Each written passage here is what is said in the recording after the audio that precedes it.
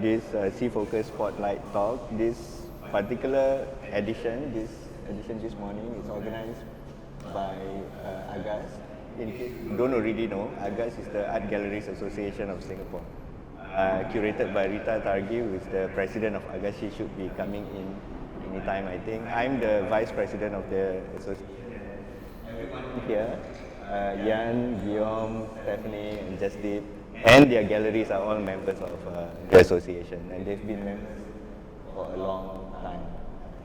I don't know how many years, but since the establishment of galleries, I guess, right? So probably I'm going to start off with some introduction of the panel that we have here.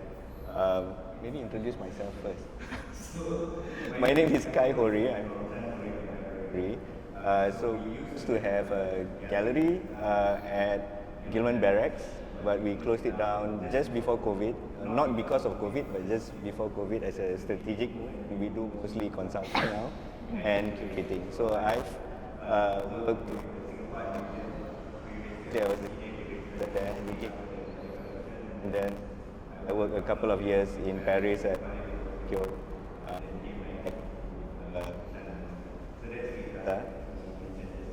Our boss. It's obviously formal, right? So we'd be quite about it. I'd let Jan introduce Yavuz Gallery, please. Yeah. Thank you. Thanks for coming. I know it's early on Saturday morning. A lot of us had a long night, so thanks for coming to listen to us and participate hopefully in this conversation. I am of German origin. I came to Southeast Asia in the late 90s, actually with a corporate job, and fell in love with the region, started collecting Southeast Asian art, predominantly Thai, Indonesian, and from the Philippines. It was a natural progression for me then to move into establishing a gallery. That was always my interest. Louder, even louder. Maybe my microphone is not on. No. The mic is for the video. The mic is for the video, okay. Yes, but I'll speak up. No, it's we've all been speaking, but I will raise my voice. So it was a natural progression to establish the gallery in 2010. First in Waterloo Street. I think many of you have fond memories of that complex right next to the former Singapore Art Museum. We then moved on and established the second space in Sydney, Australia in 2019, and we are opening a European space in spring next year, or this year actually. We're already in 2023. We work predominantly with artists from this region and Australia and New Zealand. The European gallery will focus on new media and European and American artists. Yeah, so thank you, and we're growing. Singapore galleries are moving, and that is the conversation. I think that's where we're heading with this conversation. I'll have Guillaume introduce Art Porters, please. Yeah. Thank you, guys. Thank you for moderating. Bonjour, everybody. Rita, thank you for organizing. Jasdeep, thank you for hosting us in this beautiful exhibition. I'm distracted by the words. Louder, yes. First, it's really nice to see many friendly faces in the room. So thank you all for making time. Art Porters was co-founded by myself, Guillaume, Levy-Lambert, and Shanso almost 9 years ago, with a mission of sharing happiness with art. I'm a living proof that art can transform lives in extraordinary ways. Some of you know a little bit of my personal story. There's this extraordinary artwork in a museum in Los Angeles that speaks about my life. It's a work by Roy Lichtenstein. I keep making discoveries about it. And what we're doing in the gallery, first we've decided to collect with the Magma collection almost a quarter of a century ago. And now with the gallery, what we want to do is make sure that the magic can continue. So we've always collected living artists we present only mostly young and emerging living artists, with the idea that it's a labor of love where we want the magic to continue. We want to make sure that because when you buy an artwork, you're telling the artist what you do matters. I'm feeling a little bit of a pinch, or a big pinch if you go to it. Our positioning is really accessible artworks. So thank you for being here this morning. Thank you, Guillaume. And we move to Steph. Steph is she's the founder of FOST Gallery, which is right now in Gilman Barracks. FOST. Good morning, everyone. I think we all made an effort to be here this morning, and thank you. So we've been talking non-stop over the last week, so forgive us if our voices, and if you're sitting right at the back and you can't hear us, just raise your hand. For a few of you whom I know personally, you've been to my gallery, FOST, at Gilman. I started the gallery in 2006, and in 2012 we moved into Gilman, and we've been there since. The focus of the gallery initially was to represent artists based in Singapore, so not necessarily Singapore artists, because in 2006 the art scene was quite different, and I'm glad to see that it has grown 2-3-fold. We continue to represent Singapore-based artists, but we have also artists now from outside Singapore. So the vision and the mission is still I'm still quite close to that, and it's also close to my heart because I'm born in Singapore and I've lived here pretty much all my life. Thank you, Steph. Hi, Jasdeep from Gajah Gallery. We established in 1997. We have a foundry which we established in 2012 in Yogyakarta to enable artists to further their production of artwork. We also have last year, 2022, opened up a space in Jakarta as well. So that's basically what the gallery's been doing for the past 27 years. Thank you. Maybe I'll continue with Jasdeep. Could you expand a little bit? Amongst us, I think you established it's 97. Yes. Right. 97. Just came out of art school, actually, and I remember your gallery from back then. And how have you been keeping to the vision from when you first started? Like expanded exponentially, in terms of your presence and the artists. There have been a lot of changes in Singapore, tremendous changes actually. If you look back then and now, the art world has developed a lot. I myself actually have personally developed. My vision has, I would say, expanded, but you must say that the government has actually provided a good foundation for the arts to develop further in this part of the world. So prices have gone up.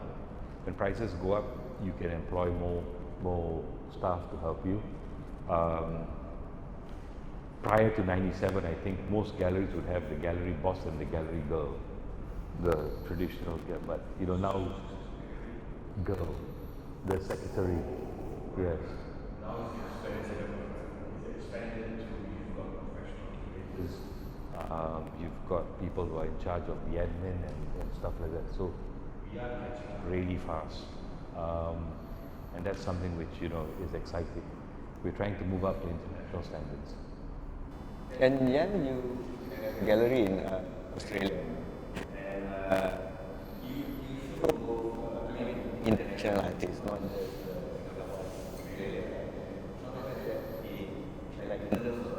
Coming from established in Singapore now, there some where you came from, or in Australia that you started Australia? There are two groups in Australia that look at us. One group perceives us as an Asian gallery coming to Australia, and the other group welcomed us as an international gallery, really engaging with a local landscape and adding to conversations locally. So there are two groups right now in Australia. From my perspective, we are a gallery that builds bridges between regions. We are predominantly focused on creating a level of confidence among local collectors.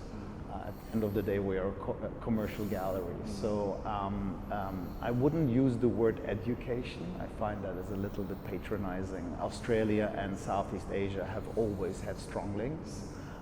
The institutions in Australia have collected Southeast Asian art for many decades and have supported this region. Vice versa, maybe not so much. You have not seen so many Australian or New Zealand exhibitions being hosted in this region. But Southeast Asia is definitely, represented in the institutional galleries, be it Kugoma, for example, the APT one. Which you know very well about. It's the Asian Triennial that takes place every 3 years in Brisbane, has focused on Thai art. And so the big names that we see today, much loved artists like Vassan, Sitiket, Pinari, they were all participants in this very important, groundbreaking exhibition.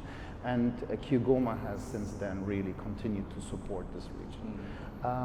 So I believe, we're just adding to the conversation. I'm not here to reinvent anything other than really supporting what artists need. And the value chain is very simple. You have the artists, you have the collectors, you have the institutions. So all three groups working together can create value. And I think this value is increasing.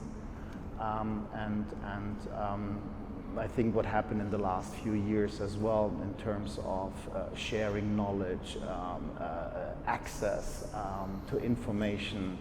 Previously we had to search for books and go into archives to do research. Now everything is available online. Instagram has certainly helped create an even more dynamic conversation between the two regions. Yeah. And so we are just being part of that, and that's an exciting journey to be part of. And I think it is really exciting that you have plans to also expand into Europe. For the same reason. And one of the interesting things now that comes to mind to me is that previously, when I say previously, maybe 20, 25 years ago, when we see European galleries participate in before it was Tresor's art fair, like a long time ago, right? They would bring European works to Singapore, and then and of course the expectation from Asian galleries would be to show Asian works. But now, if you notice, a lot of the American, European galleries are also showing Asian and Southeast Asian work. So this transfer of information, knowledge, and sharing, it's right now has become quite flat. No? If you're a European gallery, doesn't mean you will show a European, right? And if you are a Singaporean gallery, doesn't mean you will show a Singaporean. You've shown, I think all of you have shown many non-Singaporeans, and even brought them overseas to fairs and supported them when they participated in biennales and museum projects and all that. Does anybody, Guillaume, you want to have I'm interested in what Guillaume thinks about this, because you're French and I used to work in France, and I love how welcoming France is to ideas. It doesn't matter where you come from. If you could contribute an idea, some exciting idea to the scene, you are welcome, and everybody would have a conversation with it. As a gallerist and someone who comes from France, would you have a comment? You know, Kyle, I've been in Singapore 27 years, and in Asia another 10 years before that, so you've worked in France more recently than me. And I found Singapore to be welcoming in general, just in the art world. You know, I came as a banker, then I worked in advertising, and what's been exciting for me is actually to see how Singapore has been welcoming of the art world in the 27 years here. It's more or less the time where just had your gallery opened about 2 years after I came here. We've all seen the art scene explode.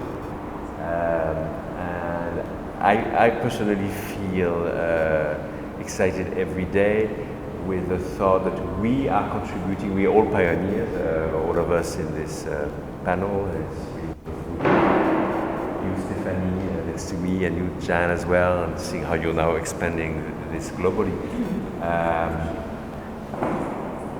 I always want to credit people like Affordable Art Fair, which for me is something really fantastic to bring out to the masses. Jasdeep, you mentioned the government, and of course there's more museum infrastructure, including in this building. I still think it's insufficient. At least it's there. So for me, it's thanks to Singapore for being welcoming. Of course, France has a tradition of being open in terms of the art, but as a Frenchman, I always feel a bit frustrated that France is not on top of the world, and is not a world art capital like it was, 100 years ago.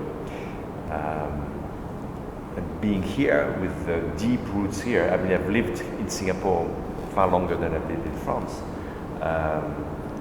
I'm more concerned about developing the art world here, and I think there's more to do, because even though it's grown, it's exploded, and all that.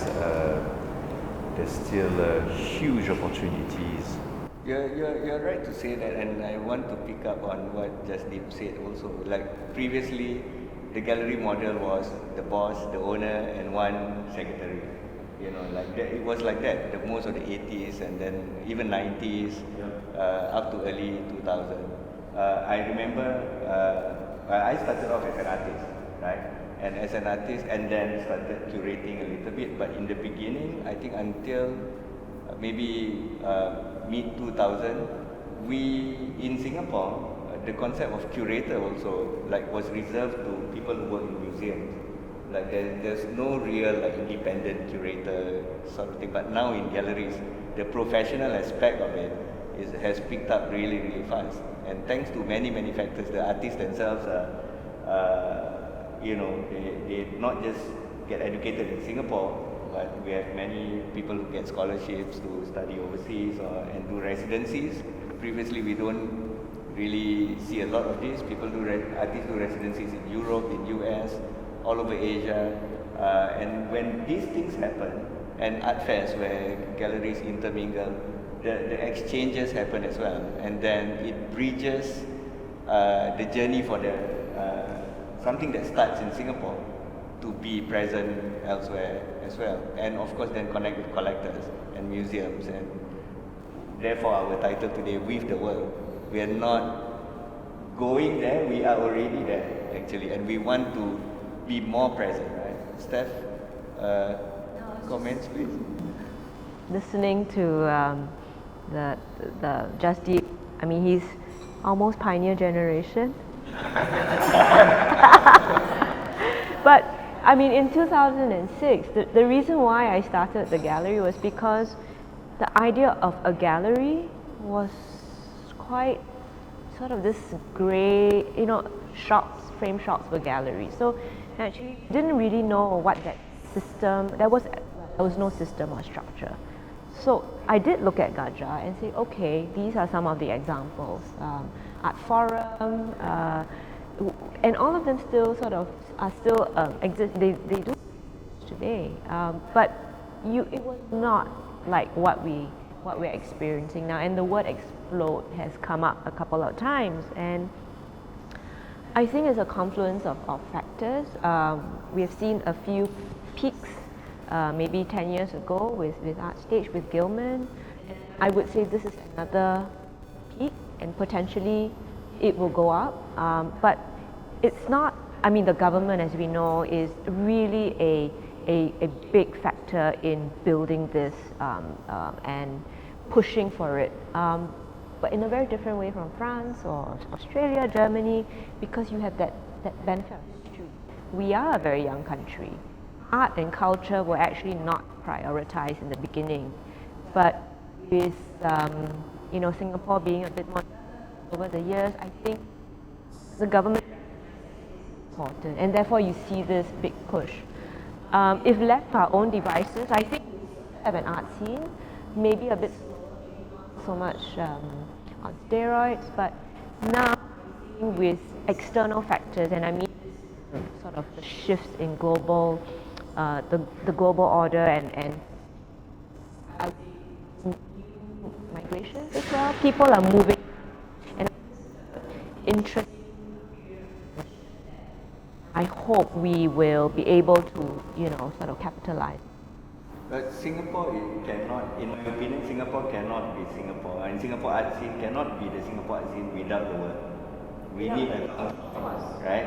So for a long time, there's always been, by the government as well, and even galleries, artists, of pitching ourselves as we are Southeast Asia. Right? Singapore is a pivot point and a meeting point for Southeast Asia. So Southeast Asian collectors, Southeast Asian artists, they congregate in Singapore a lot, and this is where sometimes it becomes the launch pad, and Jasdeep, you work with a lot of artists from Southeast Asia. Actually, all of you do, but Jasdeep, I'm very interested because to the point of establishing a foundry, in Indonesia, we don't have a foundry here, right, in Singapore, that artists can work with. So it is interesting, like, to have an extension of a body, in Indonesia, and to have worked with a lot of artists from Indonesia.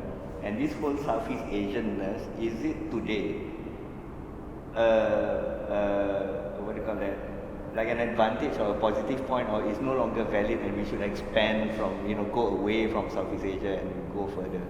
Actually, I just want to go back to your point a bit earlier about the whole internationalization of the art world. And I've been reflecting recently, over the past 3 years, we had Centre Pompidou borrow 50 works from us for Ong So's solo show there. Carnegie International last year borrowed 20 works from the gallery for Murniasi to participate in the Biennale. Sharjah Biennale has just borrowed about 6 works from us for the coming Biennale. When you say borrow from us, we borrow from Gajah. Yes, and the collectors that we help them organize it. And prior to that, there might have been the odd APT, Rudy Mantovani, whatever, but suddenly there's been a huge uptake. And we find that very inspiring. So yes, you're right, there is a certain sense of internationalization, maybe because of the growing importance of Southeast Asia, maybe it's because the galleries are now doing a better job and the artists are now being recognized. The artist from Ong So at Centre Pompidou, I think he got there because of the tremendous amount of research a particular curator, art historian made over the past 20 years. So they do respect that, and I think we need to catch up on that aspect as well. Coming back to Stephanie's idea of 2006, the hard reality is one of the most important points, if you ask me, was the uptake of auction prices for Southeast Asian art. Vulgar, but basically, and I think Guillaume contributed a bit to that movement, it capitalized the Southeast Asian market. We wouldn't be able to go to Basel, Hong Kong with our prices still stuck at 10,000. It's a hard thing because obviously, accessibility to the masses is slowly being cut off, but as prices increase. But that's the hard reality if you want to expand your gallery operation. In Indonesia, they hardly had a gallery with an air condition prior to 2005. Now you've got staff, you've got them, you see them at art fairs, galleries can afford to employ staff, and it's very important. If you look at the Western model, a decent gallery is 15, 20 staff, and they're very well paid, and they are professionals, and they move the artists' careers. So I think we're getting there. If you look at it, if you compare it for what you were talking about in the early 2000s and now, there's been a tremendous move. I want to, it's interesting that you bring up the moments when museums are borrowing from you collections of works in international museum shows. This is a kind of a pet peeve of mine here in Singapore, where there is some sort of, still I feel, like a differentiation between the commercial and the non-commercial, meaning the museum institutions, right? Often treating the commercial side like, okay, this is the, like stay away from them, there's a conflict of interest, and I can share also from my personal experience, like when I was working at Gajah in Paris, when we confirm a solo exhibition by an artist, the first person we call is the galleries. And then we call the galleries and then we'll say, congratulations, your artist is going to have a solo with us, please support your artist, for whatever he or she needs, like make the show successful and we work together. And if the gallery decides at the same time of the show in the institution to have a solo, in Paris or something, so be it.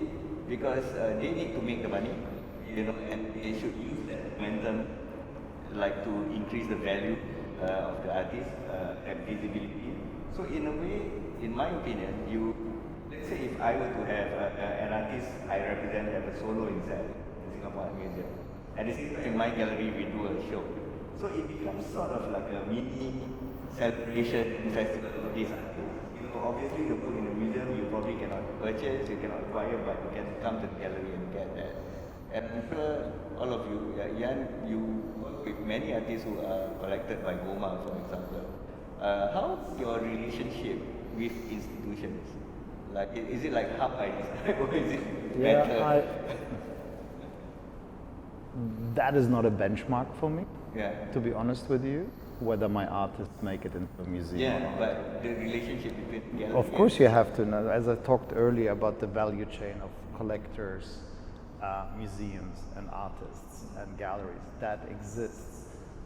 What I want to just get back to is the value of Southeast Asia. You were saying, we are increasing the value and the prices are increasing and we are being acknowledged. What I think has happened over the past few years, and I have to also give credit to STPI, and Rita is here right now, is the level of collaboration, right? So that has increased. We are being approached by galleries from America, Europe, even Australia, and within Asia, and that has shifted. That galleries are now coming to us and saying, we want to work with you, we want to work with your artists, and we want to support your artists.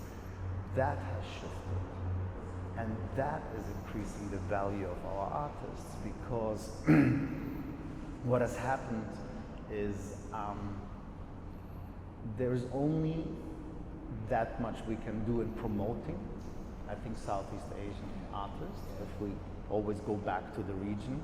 But if a gallery in New York or in LA comes and wants to collaborate with us, and this is now happening throughout the years, or the past 3 years at least for us, those artists are being promoted, are being exhibited, and are being placed with collectors in America or the Latin countries. Mexico is very important for us.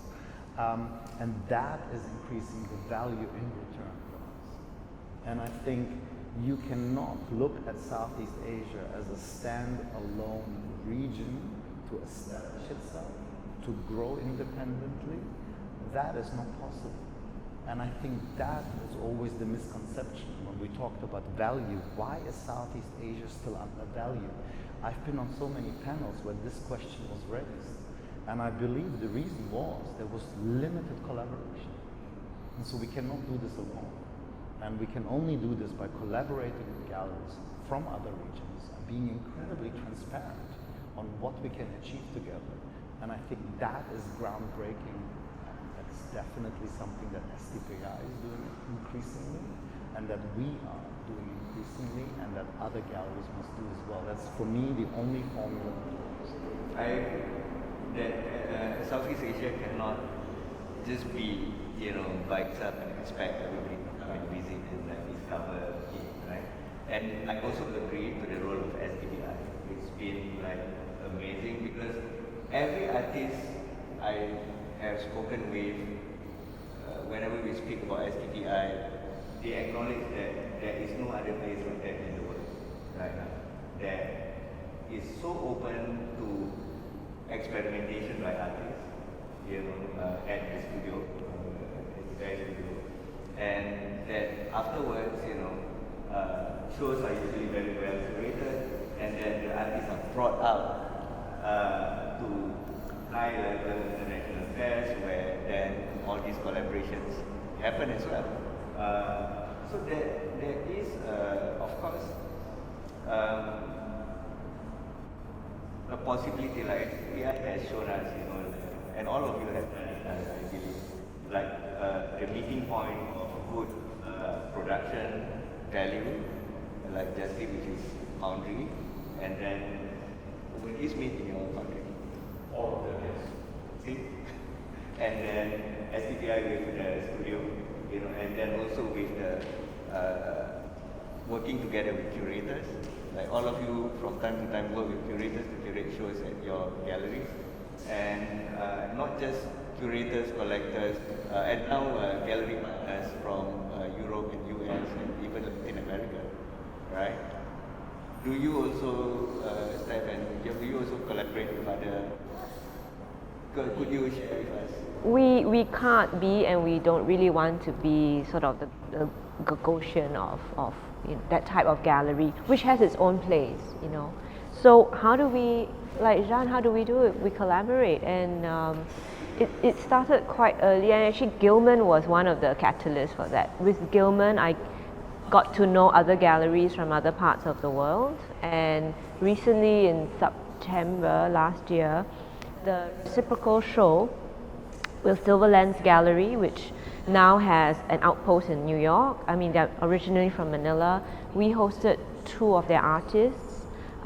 This was a reciprocal show that when we showed 3 of our artists in their space in 2018, but of course, COVID kept we had to do our show after COVID. So, and it's a relationship. I think, we have relationships with the artists, we have relationships with the collectors, with each other. It's a very, very personal business. I keep stressing that it's really, we're all the faces of our galleries, and we're happy to be, but it really is a people business.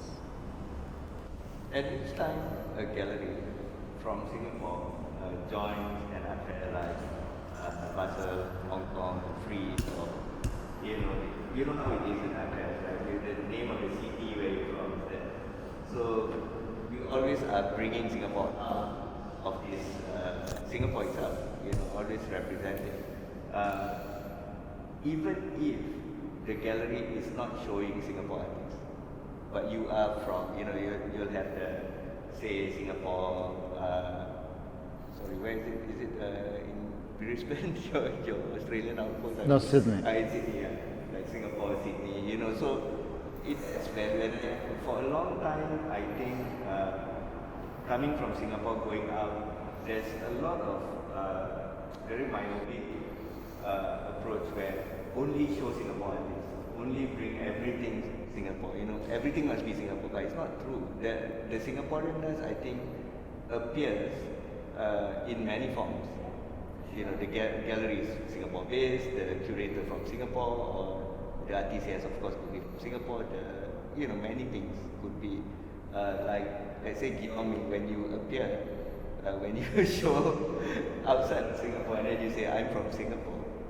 What's the response? Because you don't look like what people would imagine. Does that happen?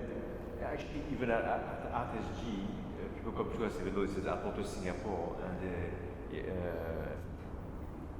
they take the time to realize we don't know that we're from here. Oh, you're from Singapore. Yeah, they ask about this also because we're showing duo from Sydney doing something extremely original with this university installation. Come and see us. Thanks to those who have already. Now I wanted to come back to the collaboration, the institutional collaboration. So Apporteurs is the youngest gallery in this distinguished panel. We were established in 2014. And Arjun to date has offered actually really limited collaboration. I mean, artists, more here or there. We've opened ourselves to other types of collaboration, other types of institutions. So most visibly last year with OCBC Bank by opening a space which is extraordinary in Wisma Atria, level 4. It's a bank branch, there's a sushi bar, there is a bookstore, there's a furniture provider, there's all these kinds of things, the different types of banking, there's personal banking, private banking, ATMs, etc. And they so we never tried to make an ultra that's not my usual to-go place, but it allows us to find the public, especially considering that Apporteurs, we are a destination on our own, we are in a residential part of town. Possibly those challenges, but we hope to decide to come and visit us to stumble upon us. And that is an institutional collaboration, but not a very different one. And I think over the sort of potential long-term impacts to the art scene, that's big as well. This being said, I would love to do more with museums, and I'm listening and learning from my seniors. I'm not your senior. Absolutely. I'm probably I think to add to this international collaboration that we are talking about, 12 years, 15 years ago, I was talking to a group of Indonesian collectors, and I did point out, if you want to go international, you have to start having international practices at home. So, I'll take myself as an example. We just did Murniasi, the lady that's at Carnegie International, and being bought by several institutions. Ask me what's her birth date. I don't know. Can we pause for a moment? Can you expand or share a little bit who Murniasi? Murniasi was actually, she's a Balinese female artist, born 66, passed away 2006, 50 years. Had a very bad sexual experience when she was a child. Ended up doing some highly provocative, borderline vulgar images, sexual images. And it's only now that the institutions are beginning to catch up. This sort of artist would have had tremendous amount of research done. This research would eventually translate into collectors' appreciation. And that is what we are actually that is our main focus right now. It would help because we have very, very good artists from the region in all these galleries. They're fantastic artists, but the research has not been done. What is their contribution? What are their histories? What is their relevance to the country and to the region and beyond the region? So we're still at an infancy. So I think knowledge, as Southeast Asia starts to mature, and more research is being done, it'll help us a lot. TK Stavapati, I think, had a talk with Centre Pompidou, and he used a word which I think is now becoming a buzzword, which is monogram. Monograms actually, Kai, you've been in the institutional world for a long time. Monographs, sorry. Monographs are very important because you create intense amount of research into an artist's practice, and you begin to understand the depths of their thought and their achievements. And there's hardly that many monographs or good monographs around. A good monograph will take 3-4 years easily to actually, and it takes a lot of finance as well. So that's where I think, we are trying to focus some attention of ours where we can afford it. We try and do things. But the exciting thing is that all this world, this artist world of information, we've yet to discover it. And the discovery process, I think, is going to be what is going to be very exciting for Southeast Asia. Yeah, I want to pick up on what both Jasdeep and Guillaume mentioned, on collaborations and projects that are not that are happening mostly behind the scenes. Like preparing a monograph, like you said, it takes. For a simple one, it would be a year, all the way up to 3-4 years for like intense. And then Guillaume was mentioning how Art Porters is working with OCBC, and now is has a space in Orchard Road with OCBC.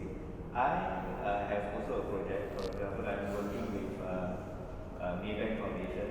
I've worked on a few projects. I have one upcoming one which is interesting, and it will happen in the backyard and nobody will see it. But a lot of money is going to be put in it.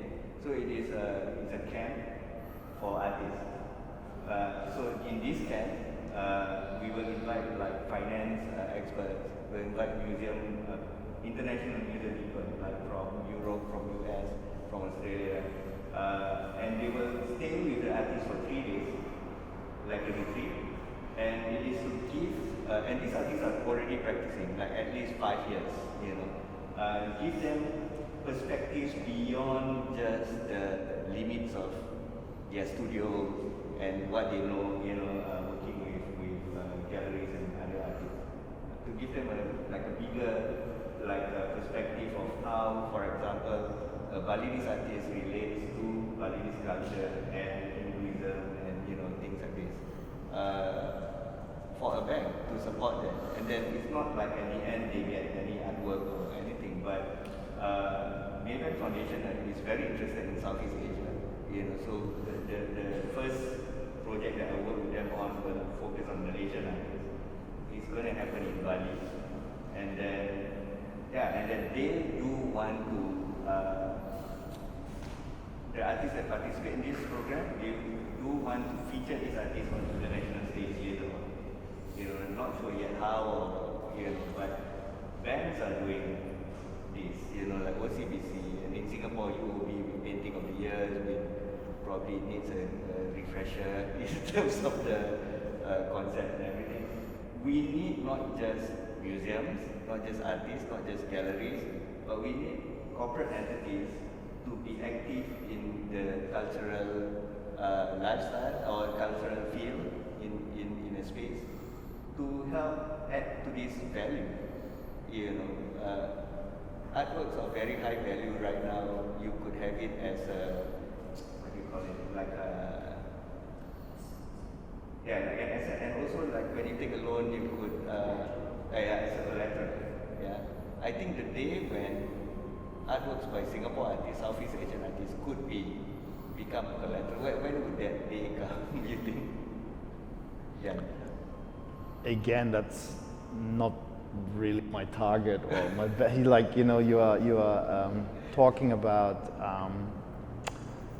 ambitions that I feel are not important for me, and so I don't really go by those rules. I believe value is increasing, but having an artwork used as a collateral is certainly not the point of me you know, celebrating an achievement, but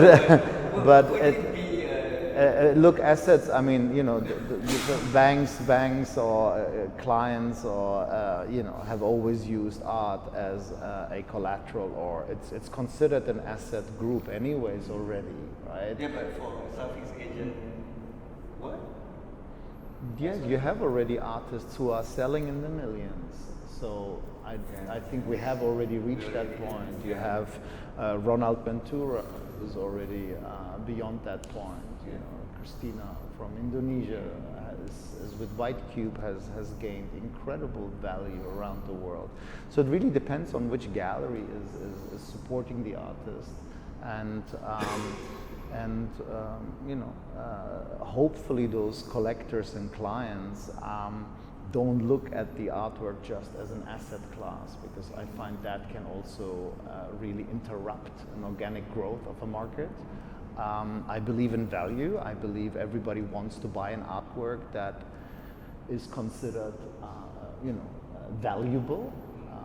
I don't believe in collectors that come to me and say, look, I like it, I just want to have it on my wall. I think there's always half of the story being told to me.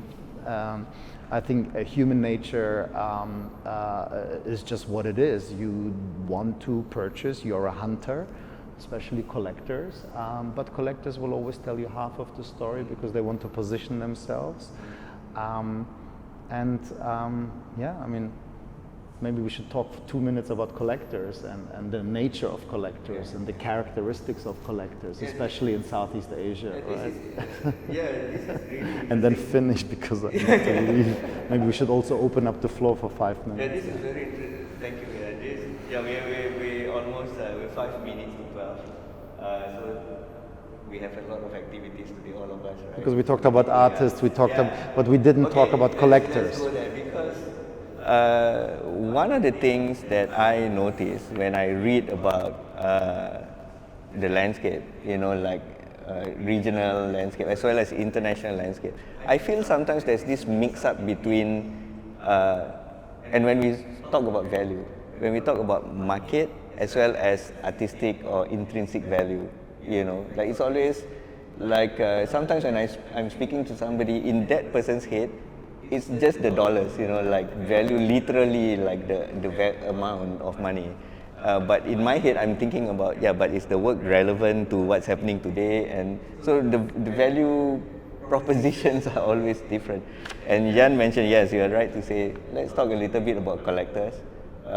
Steph, can you share with us the, like Jan says, you know, when he speaks with collectors, he always feels that he hears half of the story only.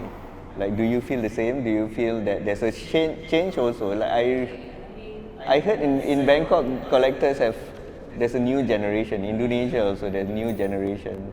Is it happening? We are in the business of selling art. We are not institutions. We have bills to pay. Let's not pretend, right? It's not something I talk about openly, only because it's sort of uncomfortable, slightly, you know, not important in that sense, but we are in the business of selling art, and I don't think we should be sort of embarrassed about it. I think, you know, I do, when you mentioned about institutions, about the commercial part and then the institutional part, of course, because we have different agendas, and that's fine, but let's not pretend a sale is a sale. Of course, if, let's say, there's one work and 10 collectors, we would love to prioritize certain collectors because, one, you might want to already you have already pledged to donate a work to an institution, or you are a collector who is generous with opening up your space. So, you know, there are all these factors that we do take into account, but I mean, yeah, of course they tell you half the story, but that's just normal anyway. I mean, it doesn't matter. Yeah, it doesn't really matter. And I feel that I'm not sure if it's just particular to Southeast Asia, but of course, if you buy something, if it appreciates in value over time, it makes you feel good, even if you're not going to sell the work. it just has validated your decision making, and that's okay too, you know. And we have some people who really say, I don't know anything about art, it's not about investment, I really just want something on my wall. We have those collectors as well. I think there's a whole gamut, and I think people like STPI, Rita would have also that experience with, you know, different types of collectors, different price points. Okay, we need to close this soon, so maybe we'll have 2 questions if there's 2 questions from from the audience. Yes. Anybody? No?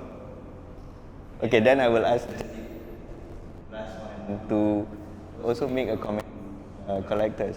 No, for us, you know, you look at the whole ecosystem, especially in the media. The moment something hits a high price, it's a magnet for attention, which inadvertently creates a certain kind of a moneyed relationship with artwork, which I think galleries, it's our duty to actually correct, and we have to try and impart knowledge or educate, if I may use the word, collectors to realize what they actually have in their collections. And many years ago I observed this Indonesian collector who's a massive collector, and he's very well off, but in the whole sphere of the Indonesian wealth world, he's average. So you've got the extremely wealthy guy coming to his private museum and asking him, I want to buy this work of yours on your wall. And he's got the most devilish laugh. I'm not selling. So for him, that is his joy. He's already wealthy. He has everything he needs.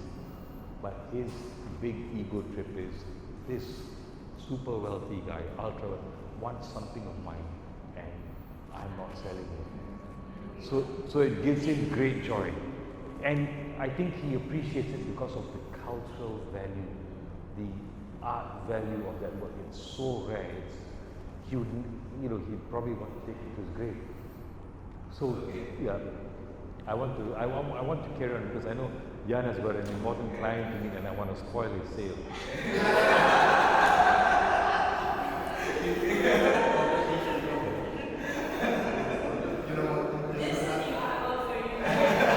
Actually, you know what, we were talking earlier, and maybe that's really not to be the closing remark, but it's opening a gallery in Singapore for me as a non-Singaporean.